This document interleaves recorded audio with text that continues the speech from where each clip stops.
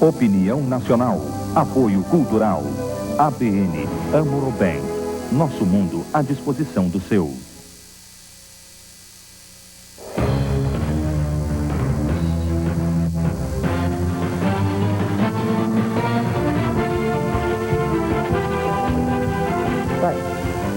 Boa noite.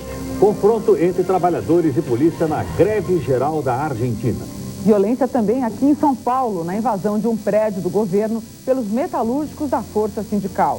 E a briga contra o aumento das tarifas bancárias. O deputado Ivan Valente, nosso convidado hoje, disse que o aumento é ilegal. O vôlei feminino do Brasil, que trouxe a medalha de bronze de Atlanta, já se prepara para o Grand Prix na Ásia no final deste mês. A super craque Ana Moser fala sobre a garra e a luta da equipe brasileira na Olimpíada. E você já pode começar a fazer perguntas pelo telefone 2526525 ou pelo fax 874-3454. Começa agora pela Rede Cultura ao vivo para 18 estados do Brasil, o programa Opinião Nacional.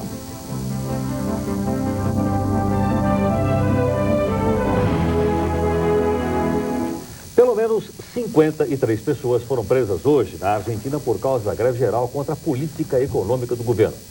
As manifestações foram proibidas, mas os grevistas foram às ruas e entraram em confronto com a polícia. Os transportes públicos pararam e a adesão à greve de 24 horas foi quase total. A paralisação de hoje está sendo considerada a maior das 4 que foram organizadas durante os 7 anos de governo de Carlos Menem. A Argentina tem quase 4 milhões de desempregados e pessoas que vivem de subemprego. As manifestações foram proibidas, mas as 3 centrais sindicais do país conseguiram organizar grandes passeatas e manifestações por Buenos Aires. A polícia entrou em ação e os confrontos foram inevitáveis.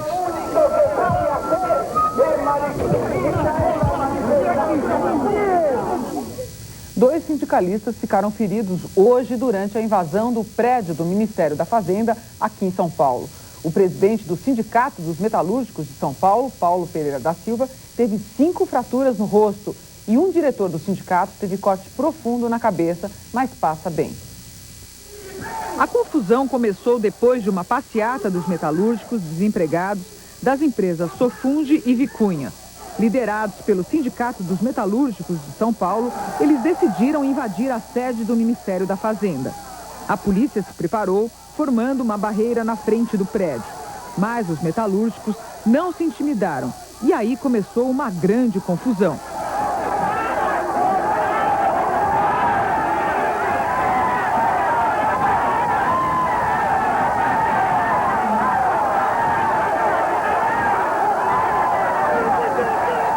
A porta de vidro foi quebrada e os metalúrgicos invadiram o saguão.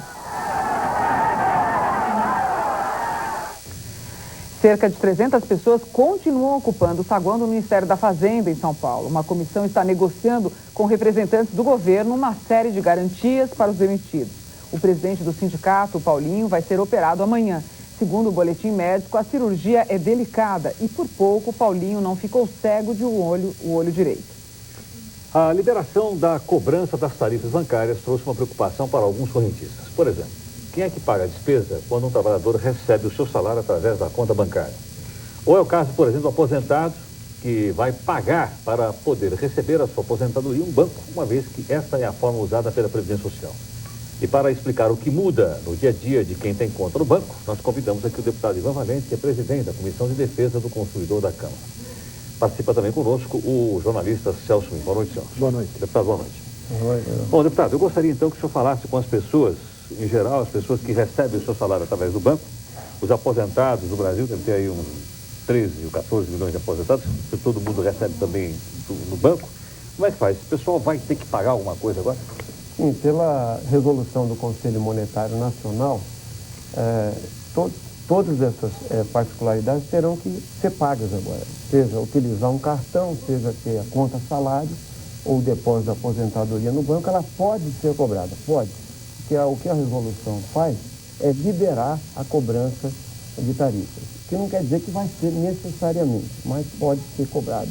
Para além de todas as outras cobranças que já vêm sendo feitas por serviços bancário. Isso não vai reduzir o salário da pessoa? Quer dizer, eu vou receber o salário menos as despesas que eu vou ter no banco? Exatamente, eu acho que esse é o ponto, né? Quer dizer, nós temos aí uma situação limite, que é a situação em que a empresa deposita no banco o salário do cidadão e se vier um desconto lá, nós já temos uma redução do salário na fonte. Agora, deputado, os bancos não ganharam o suficiente para poder não liberar essas tarifas? Porque fica um pouco incompreensível. Nada aumenta com o Plano Real, pelo menos essa é a intenção do governo, e de repente eles estão liberados para fazer aumento. Será que só com os lucros que eles tiveram não daria para deixar sem aumento nenhum? Exatamente, Mona. Eu acho que a questão central não é nem a ilegalidade só, mas a ilegitimidade desse aumento. Nós temos dados que provam que o ganho dos bancos, só no ano de 1995, foi de 6,8 bilhões de dólares, ou seja, 16 principais instituições financeiras do país. Em 95? Em 95, um incremento de 255% em relação ao ano de 1993, quando elas ganharam 2,6 bilhões as mesmas instituições. Esse estudo já foi publicado, inclusive, nos jornais, e mais do que isso, nós temos aqui uma relação entre o que se ganha com a prestação de serviço com a folha de pagamento. Antigamente, um banco como o Bradesco, em 1989, a prestação de serviço representava 1,5% do custo da sua folha de pagamento, e hoje já é 59,1%. Na média dos 10 maiores bancos, hoje é de 64,5%. Hoje não, em 1995. Só um detalhe. O Bradesco contesta, inclusive a assessoria de imprensa do Bradesco nos ligou aqui agora há pouco no Opinião Nacional, sendo o seguinte, que no dia 30 de julho foi ao ar aqui uma matéria que comparava o valor das tarifas bancárias. E afirmou-se que o Bradesco cobra 25 centavos de real pelo serviço de débito automático. E o Bradesco informa que o banco não cobra qualquer taxa nesse serviço. É feito de graça, segundo aqui a nossa. Sim, veja, o cálculo feito aqui, mas esse é um serviço. Isso aqui é feito em cima de uma cesta de produtos, como se chama. Então, nessa média, o Bradesco também cresceu muito, embora ele não seja o que cobre mais. Por exemplo, o Itaú, em 89, representava 14% em relação à folha de pagamento, o faturamento com serviços. E hoje é 77,2%. Hoje não, em 95%. Pode ter crescido mais, eu não tenho esse dado ainda para esse ano. E na média, até o Bradesco é menor do que os outros, que é 64,5%, a média dos 10 maiores bancos. Mas não quer dizer que eles não aumentaram, eles aumentaram muito também. Deputado, o banco, afinal de contas, acaba ganhando com o dinheiro do cliente. Se o dinheiro está em conta corrente, eles viram esse dinheiro, ou mesmo se for aplicado, ele acaba vendendo seus próprios CDB, se não ele, mas outro banco, em compensação, outro banco também está vendendo CDB, portanto, está ganhando dinheiro com o dinheiro do cliente. Será que a gente não podia usar esse argumento para realmente reduzir essa tarifa? Exatamente. Olha, veja, o argumento que é utilizado para liberar as tarifas é que a competitividade entre os bancos acabaria por produzir uma baixa, porque então o cliente iria procurar a menor tarifa para tal produto. Mas essa realidade é muito mais complexa. Não é fácil mudar de banco. Não é fácil mudar de banco, entende? Você não vai atrás só de um serviço, que às vezes o talão de cheque é mais barato aqui, mas o cartão magnético é mais caro lá. Quer dizer, o cheque avulso é mais barato aqui, mas um outro serviço, a devolução do cheque é mais caro lá. Então, o cliente não vai ficar andando atrás disso. Por que não dá para mudar de banco? Quantos bancos tem no Brasil, mesmo? Bom, bancos no Brasil hoje são 250. 250. Não dá bastante, não dá para fazer uma competição 250 bancos. Exato, mas aí é que está a questão. Os bancos que lidam com a maioria dos correntistas, os sindicatos bancários fazem 60 milhões de correntistas, você vai ter 10 instituições ou 15 instituições financeiras que dominam o mercado. Na verdade, existe um grande cartel, no sistema financeiro. E diga-se de passagem que o PROER, que é o Programa de Ajuda aos Bancos, ele facilita as fusões e vai criando instituições, inclusive, cada vez mais poderosas, com o maior número de clientes, que é o que está acontecendo com as fusões que foram feitas, no caso do econômico, no caso do nacional, etc. Então, eu acho que a gente tinha que ver o seguinte: os bancos ganham de muitos jeitos. Primeiro, com a ajuda governamental, aí, no caso do PROER. Segundo, com as altas taxas de juros. Hoje mesmo eu lia no Jornal do Brasil uma declaração do presidente Gustavo Loyola, e ele falou que os bancos, na verdade, embutem as tarifas nessa diferença do spread, né, que ele fala, a taxa de captação, e é quanto o banco vende para quem vai sacar, né, quer dizer, algum dinheiro emprestar. Mas a verdade é o seguinte, os bancos lucram de qualquer jeito. Eles lucram na tarifa, como nós pudemos ver pela tabela, e agora também. Quer dizer, no Brasil, o que nós temos é uma proteção, vamos dizer assim, ao sistema financeiro brasileiro. Ok. Deputado, infelizmente o nosso tempo é mais curto, por causa do horário eleitoral que surgiu agora há pouco, nós queremos agradecer aqui a sua gentileza. Muito obrigado. Eu que agradeço, só queria colocar uma questão, Herói, é o seguinte, é que essa medida, em última instância, ela visa expulsar o pequeno cliente do banco. Porque o grande cliente, ele não pega a fila, ele já tem isenções, né? E ele pode negociar fora do horário bancário. E é melhor remunerado no seu empréstimo. Exatamente. Bem, vamos agora fazer aqui um rápido intervalo. No próximo bloco nós vamos falar sobre vôlei feminino do Brasil nas Olimpíadas, que trouxe uma inédita medalha de bronze. A nossa convidada é a super craque Ana Moser. E você já pode fazer as suas perguntas para ela. O telefone é 252-6525, o fax 874-3454. Até já!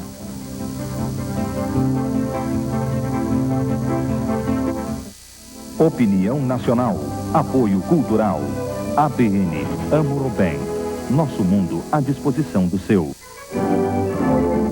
Na Rede Cultura, Imagens da História e Cine Brasil apresentam os filmes históricos produzidos nos últimos 60 anos.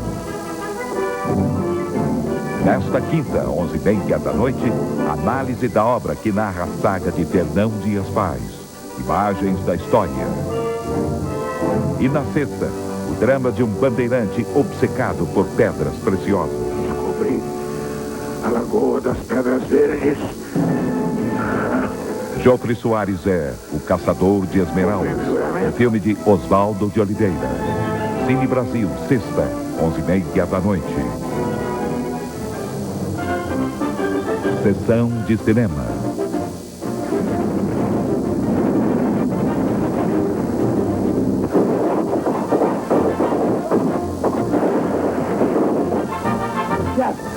You're a Jap! You're the head Jap! He's in the Fukuyama! Lord, I ain't never asked much for myself. But I'm asking you to help us get this man back alive. Baseado na obra de Norman Mailer, A Morte Tem Seu Preço. A história de homens convivendo com a brutalidade da guerra. Sessão de cinema, neste sábado, 11 da noite.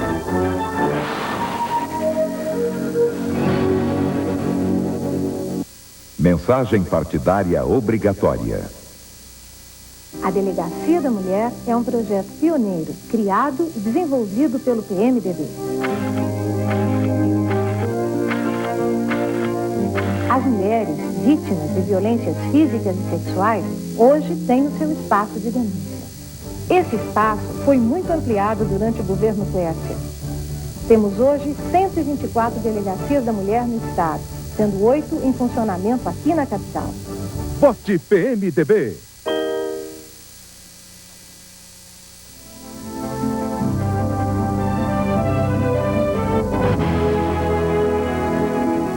Não deu para trazer o ouro de Atlanta, mas nosso vôlei feminino, na disputa pelo bronze, desbancou a Rússia, detentora de 4 medalhas de ouro e 3 de prata. Nada mal, fora o show que elas deram nos jogos, inclusive naquele que virou caso de polícia contra Cuba. No Grand Prix Mundial, no fim de agosto, na Ásia, as meninas entram novamente em ação para a alegria da torcida brasileira. E a líder delas, a Ana Moser, é nossa convidada agora aqui no Opinião.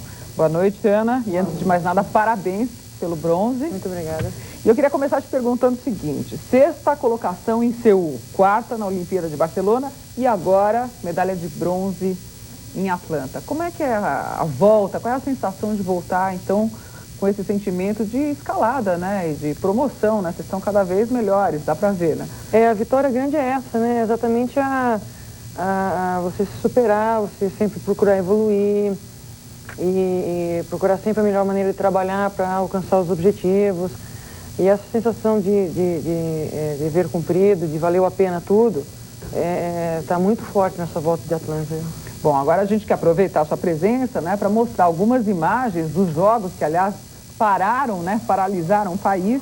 E a gente queria que você comentasse um pouco, né? O primeiro jogo, o Brasil ganha de Cuba por 3-0.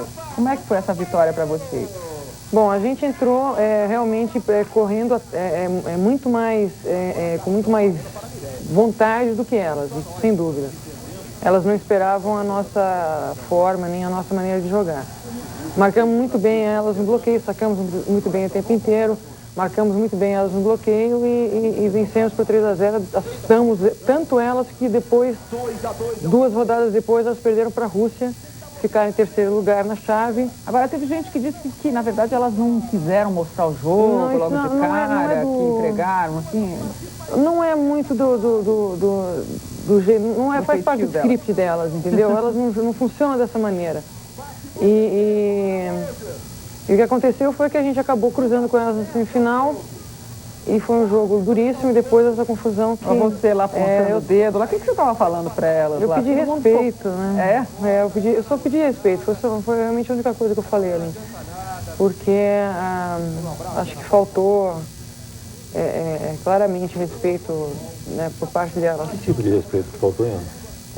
Bom, ela é uma equipe que joga muito, provocando muito Que tipo de provocação? Berra na cara o tempo inteiro, ri, fala, xinga. Agride? Agressão não, porque não tem contato, né? Mas agressão verbal. Verbal, sim. Nossa, não tem loucura isso aí. E aí? Isso durante anos e a gente ali chegou, realmente estava um momento tão tenso, um limite tão grande ali de adrenalina que, como foi excessivo demais no final do jogo, eu não aguentei e pedi respeito, mas aí começou a confusão. Agora, queria uma pergunta rapidamente ainda a respeito da Olimpíada, antes da gente passar sobre a questão do futuro.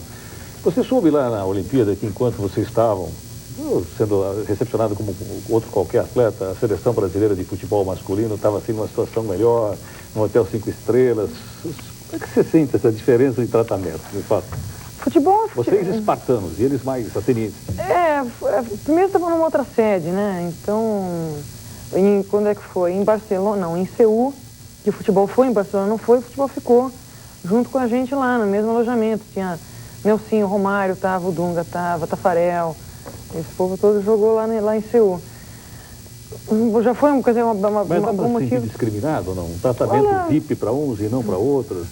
Ou o futebol ganha muito, tem esse direito, o vôlei não tem? Como é que é isso? O futebol foi uma outra verba, foi uma outra administração, me parece, né? Eu não sei qual foi a participação do COB nisso, mas a CBF com certeza tomou a frente de tudo ali, né?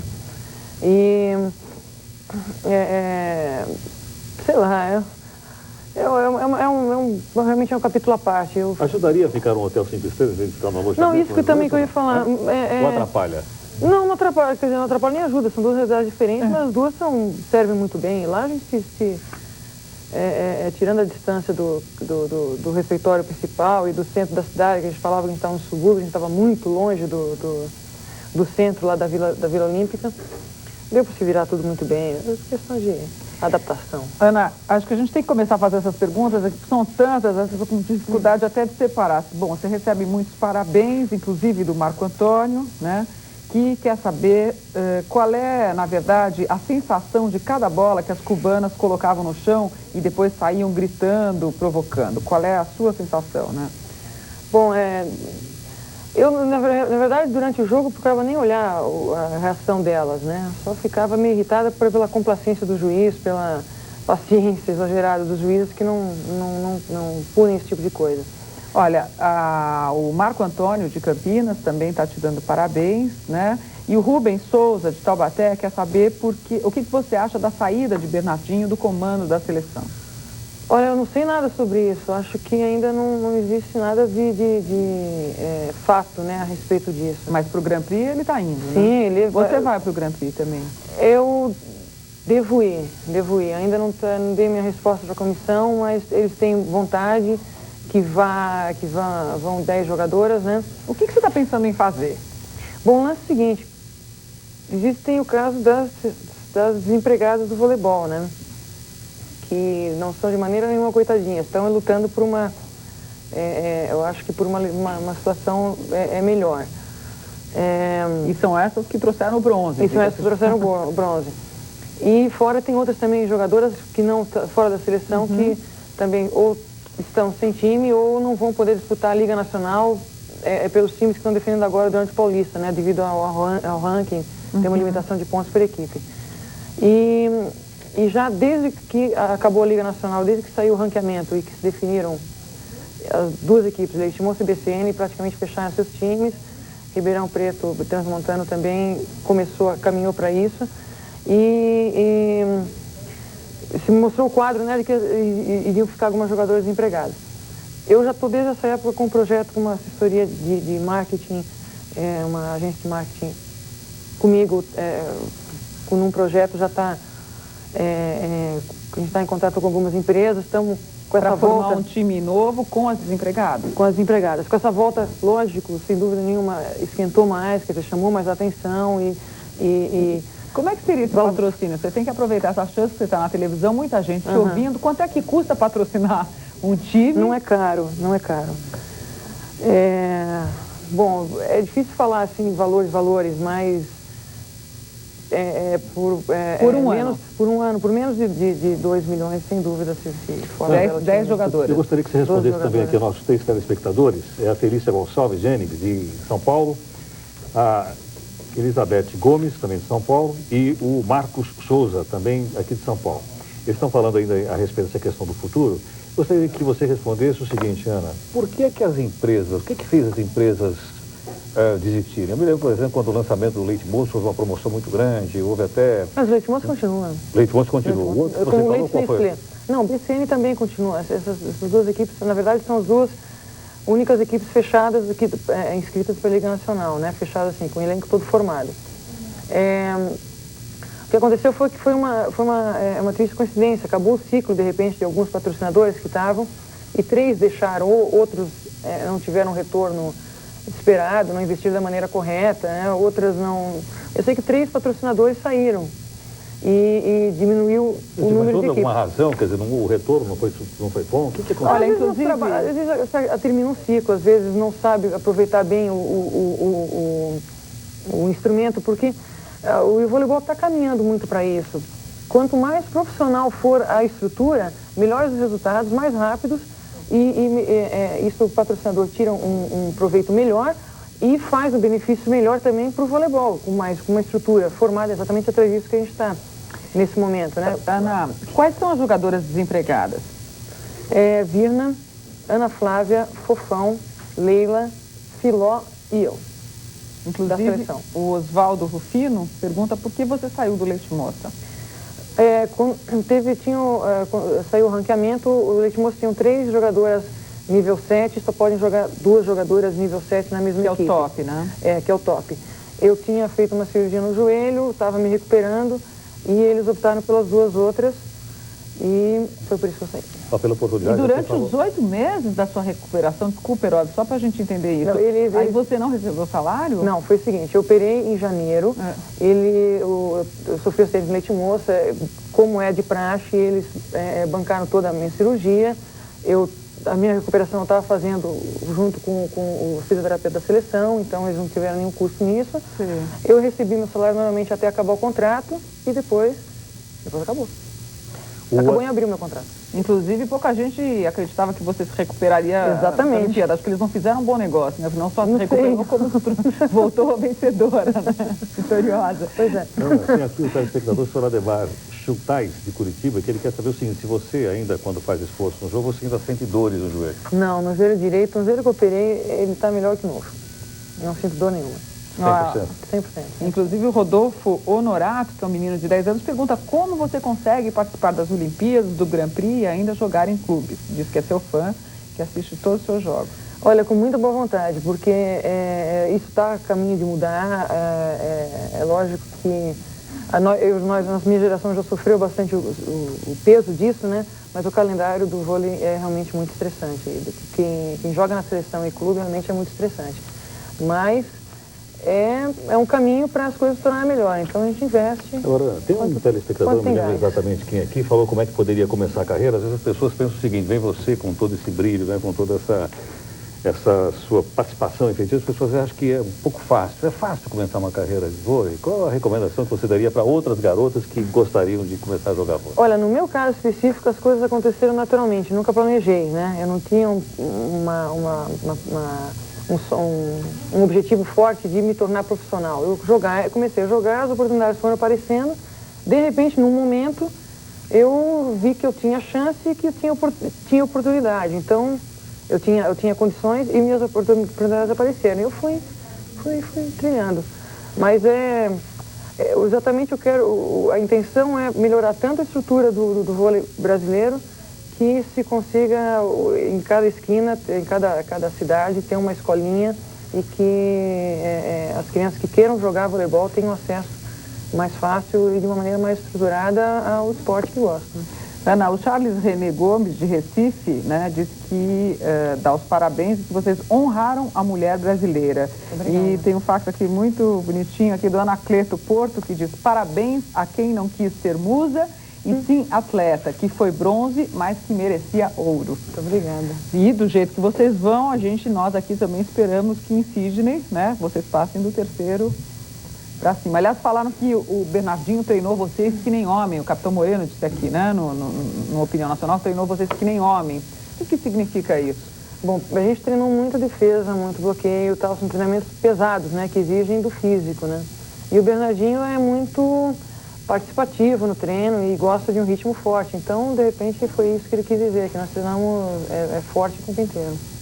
O senhor Ricardo Zanino só quer saber se você vai jogar na próxima Olimpíada. 4 anos ainda, vamos ver como as coisas se desenrolam, mas se eu tiver inteira, eu acho que eu participo. E principalmente treinando num bom time, né? Eu vou estar com 32 anos, né? 32 anos...